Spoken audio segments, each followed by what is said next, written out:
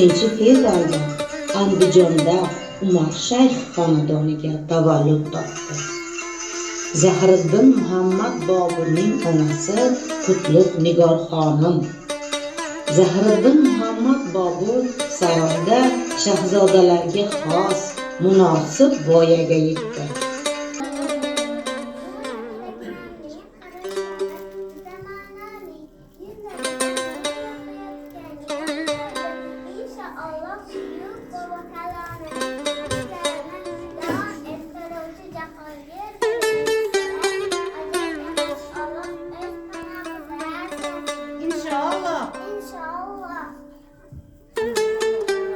Boburni yoshligiga har qancha havas qilsa, undan har qancha saboq olsa arziydi. Hozir biz sahna ko'rinishimiz orqali Zahiriddin Muhammad Boburni yoshligidan kitobga mehr qo'yganligi gavdalanadi.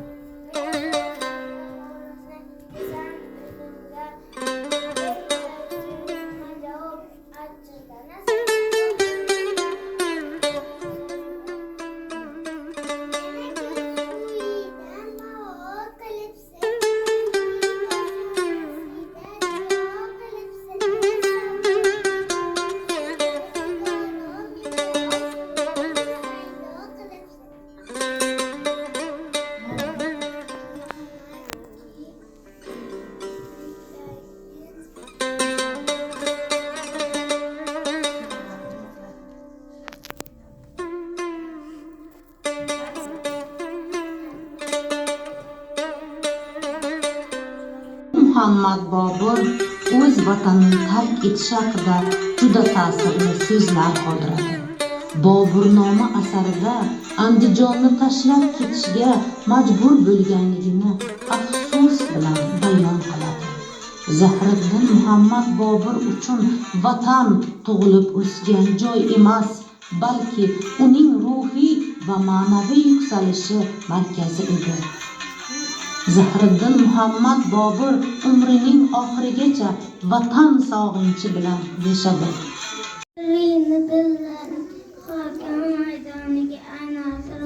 Adolat o'rnatishda insonlarning ayqoyda chuqur baroq soyali yutfunnisan shu senga keldim doyana shodlikni men haqir budirmi shulasi u shulaqamin kuginki bo'ldi ma'qul manga mehnat bilan g'amni qildi ma'dum manga ruhiy dardim numday holingni so'raymi yo'qsa dardim numday ko'pdan melekim yo'lim yo'qdir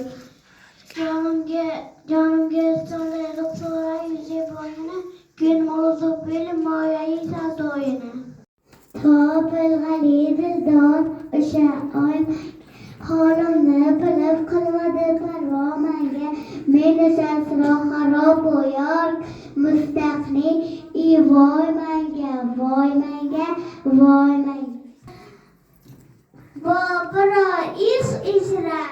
Gözümne karartkan kara kez ermiş.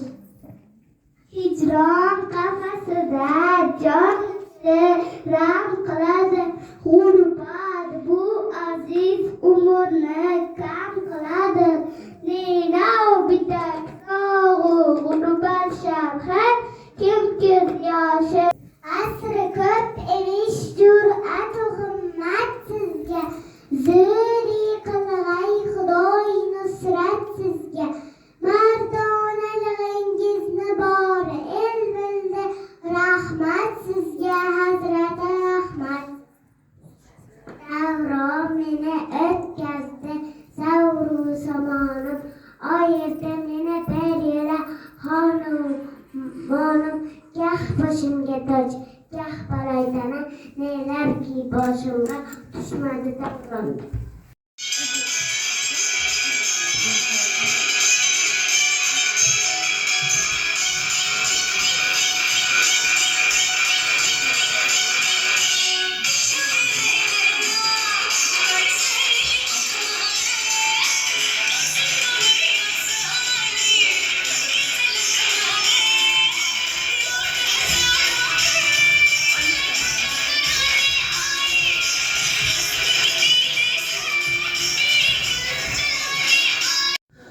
Bobur o'zbek adabiyotida lirik janrlar rivojiga katta hissa qo'shgan shoirdir.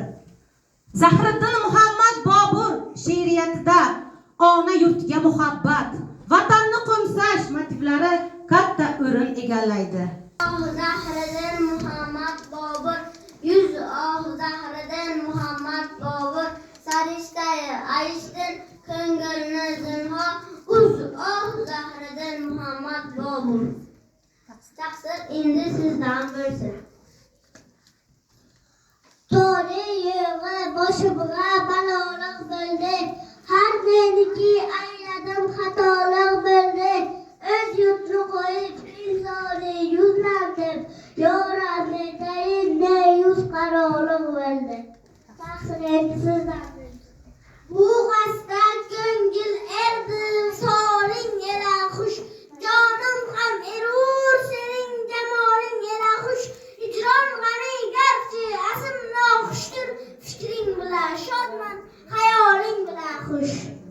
Endi taqsim sizdan bo'lsin. Har kimki vafo qilsa vafo topqusidir. Har kimki jafo qilsa jafo topqusidir. Yaxshi kishi yomonlik ko'rmagan argiz. Har kimki yomon bo'lsa jazo topqusidir. Taqsiringiz bo'lsin. Ahbob yig'ilmoqni farog'at tutingiz. Jamiyatingiz borini davlat tutingiz. Chunlar dishi charx budurur. Tengri uchun bir-birini necha kun g'animat tutingiz. Taqsiringiz sizdan bo'lsin. Jonimdan o'zga yori vafodor topmadim. Ko'nglimdan o'zga mahram asror topmadim. Jonimdek o'zga jonni dilafkor ko'rmadim. Ko'nglimning giriftor topmadim. Murodga yetsa kishi, yo barcha murodlarni tark etsa kishi, bu ikki ish muyassar bo'lmasa olamda, boshini olib bir saroyga ketgan kishi. Aytgandi.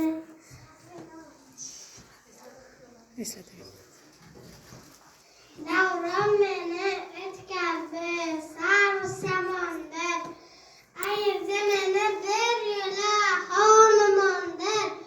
Gah boshma toj, gah baloytani, nelarki boshimga kelmadi davronda. Lola,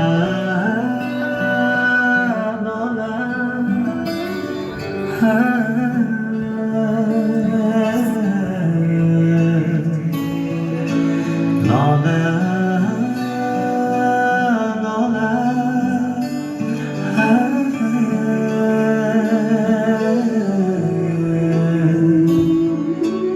خطی ارا زاری سبزه içimde lale ul çeşmi purhmai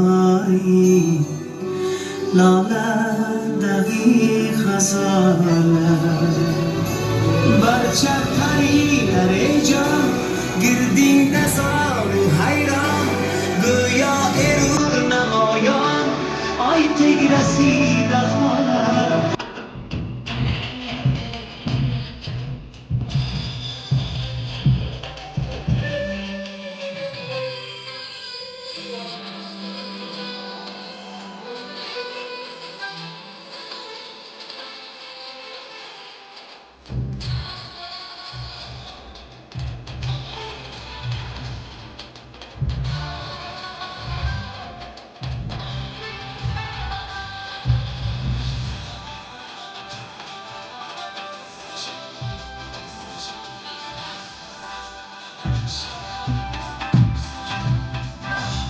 Sizga ta'zim qilib baxtiyor avlod, dilimizda qutlug'liq dengiz ulug' Zahriddin Muhammad Bobur bobojon.